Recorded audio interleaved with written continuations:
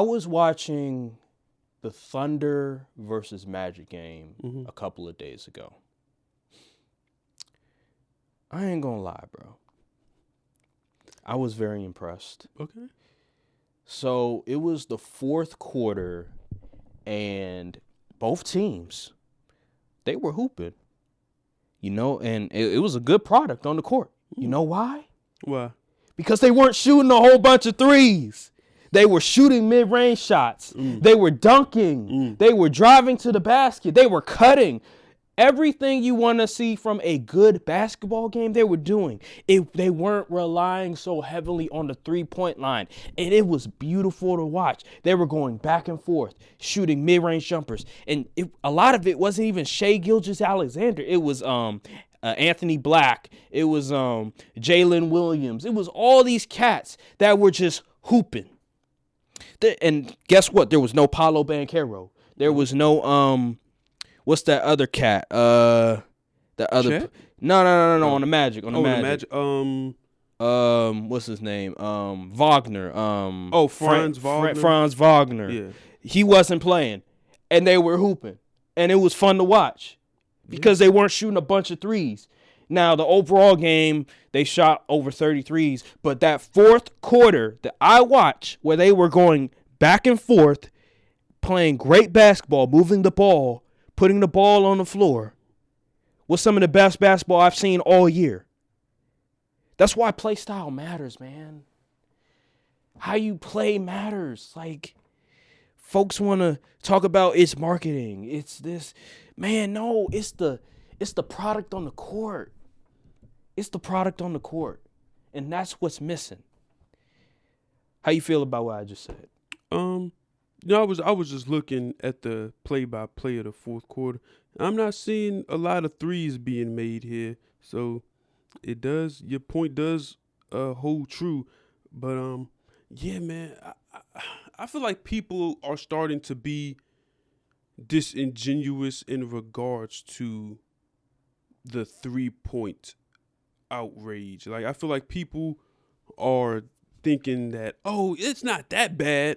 Brother, that league average for threes per team is 37.5. That means on average, you will see almost 40 threes per each team. Yeah. That's almost 80. Like, you'll see at least 70 threes a game, essentially. That is a lot of shooting. And then you still got negative aspects of the game, such as ref baiting, foul baiting and all that stuff. That needs to be eliminated immediately. And I feel like people are just like, they don't understand how that, to the casual fan, is not an enjoyable product. You, as a super basketball fan, you might like seeing the different sets and how the way they get the 3-pointers. You may like that part of the game, but most casual fans, they don't care. Because the X's and O's of basketball isn't emphasized. Mm-hmm. Most fans we know pick and roll and double team.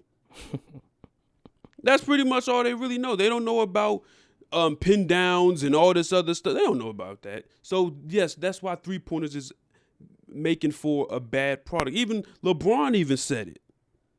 Right. And I thought that was going to lead to a shift where everybody else would. I saw a tweet that went viral saying, I don't want to hear nothing this dude has to say. I'm like, it's LeBron James. I know. What are we supposed to do now? They trying to say he's a mouthpiece for the league or something. So what he can't really be what he says about it can't be taken with a grain of salt. Yeah, it has to be taken with a grain of salt. I'm like, oh my goodness. Like, I understand y'all want to put your cape on for the league, but like, the numbers don't lie. And I'm not trying to hear, it's because of the legal streams, buddy. Every sport has illegal streams. Why is it the NBA the only one that's dropping this significantly? Mm-hmm. The MLB viewership is maintained. NHL has maintained. NFL has increased. College sports, women's college basketball is on the rise. College football is on the rise. I got a hot take. Okay, go ahead. What's the hot take? So, with the addition of the NIL and the fact that we're seeing college teams hire GMs giving contract extensions to players, I can make a legitimate argument that the NBA is not the number 2 biggest brand in professional sports. Ooh. I can make a legitimate argument that is college football. That's the second biggest brand in professional sports. In America. Yeah, in America. Okay. Not obviously, not worldwide, but nationally. I mean, them views be them college football playoff views. They blow anything the NBA puts out. They blow it out the water. So it's not really far fetched. I feel like there's more like the atmosphere of college and the way people just die hard for their college teams is just so much more intense and more enjoyable to watch than your typical NBA game, even when it's playoff time. Like I feel like them days where it's really only a couple teams where in the playoffs the atmosphere is matching up with the product on the court.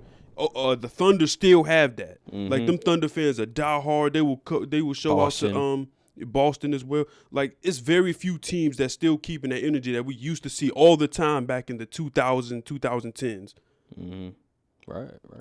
And it's mostly because teams you're pricing out the fans. That's a whole different topic. But it's just like, I don't know, man. That college football atmosphere is crazy. It's like different. That Penn State game is going to be insane. Yeah, tonight. I hope it's a whiteout. Oh my goodness. Yeah, that's gonna be great, man. But I just wanted to say that because I thought about it like a couple of days ago. Like, you know what? And I saw some of the ratings. I was like, I think college football has eclipsed NBA with the ratings, with the way that they market the games too. Like, look how they market them. Yeah. It's a big deal. You got college game day and all that stuff. Look how they market it compared to NBA games. I'm like, ESPN, they're showing you what they value more. They don't value the NBA more than they do college football. College football is number 2 to them. And the crazy thing about the NBA, I know the product can be good because, like, when it's playoff time, I'm locked in. But it's just like up until that point, it's just like it's like a show where you don't really care about. You just want to see what the big battle is. You just trucking along until they get to this big climax battle or whatever. That's what it feels like, and that's not because the season is supposed to build up to the playoffs. It's not just you're supposed to just like we could just skip the regular season. Let's get to the playoffs. Like that's just not how.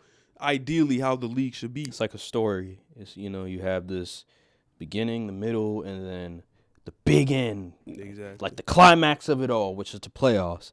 You need something to build it up.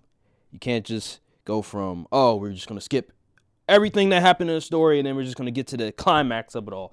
Then where's the investment? Like, why should I care about this climax of an event? And that is what's happening with the NBA. It's like we don't care about even the climax of it anymore. Like even the playoffs doesn't have that same significance to it because a lot of these teams, there's no story behind it. There's like, no rivalries. I know I'm gonna sound like an uncle or whatever, but I really miss those 2014, 15, 16, 30. Like the way they built up the story was like magnificent, and you was really locked in every single round, no matter who was playing, because it was always something to keep you engaged the entire time. Now, but I feel like the Warriors and Cavs kind of ruined that because everyone was just like, okay, this is gonna be Warriors and Cavs. But nowadays, now that the parity is back, we haven't had a repeat winner since the Warriors really. So what's the excuse now? We got the parity back. People was complaining about that for a long time, and the product is still on the decline. It's a product on the court.